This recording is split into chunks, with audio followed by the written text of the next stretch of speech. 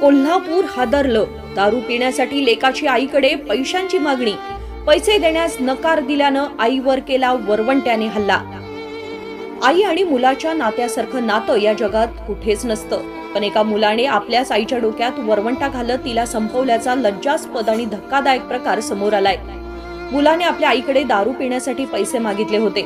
आईने पैसे दिले नसल्याने लेकानं असं अमानुष कृत्य केलं। ही घटना कोल्हापुरातील साळुंखे पार्क परिसरात घडली आहे। सावित्रीबाई अरुण निकम डवरी वय 53 असं आईचं नाव आहे, तर निर्घृण कृत्य करणाऱ्या तरुणाचं नाव विजय निकम डवरी असं आहे। या प्रकरणात पोलिसांनी आरोपीच्या मुसक्या आवळल्यात। संबंधित तरुण विजय निकम डवरीचा विजापूर येथील एका तरुणीशी विवाह झाला होता।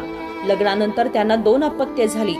तरुणाचा आणि पत्नीचा वारंवारच्या वादाला आणि पतीच्या दारूच्या व्यसनाला कंटाळून पत्नी भाग्यश्री गेल्या 10 वर्षांपूर्वी विजापूरला आपल्या माहेरी निघून गेली होती।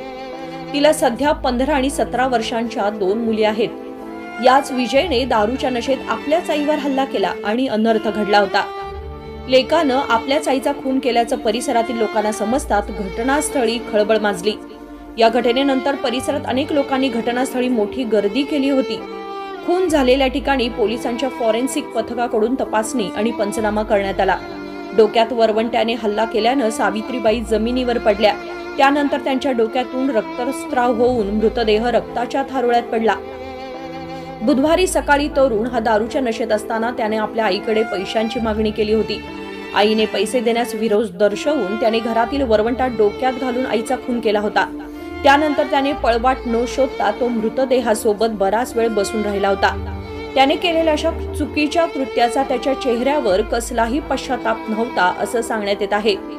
त्यानंतर त्यानेच इस्पुर्ली येथील बहिणीला फोनद्वारे संपर्क करत आईचा खून केल्याची माहिती दिली। याच घटनेची माहिती त्याने शेजाऱ्यांनाही दिली असल्याचं सांगण्यात येत आहे। या घटनेनं कोल्हापुरात एकच हळहळ व्यक्त केली जात आहे। Bureau report, Janshakti news 18।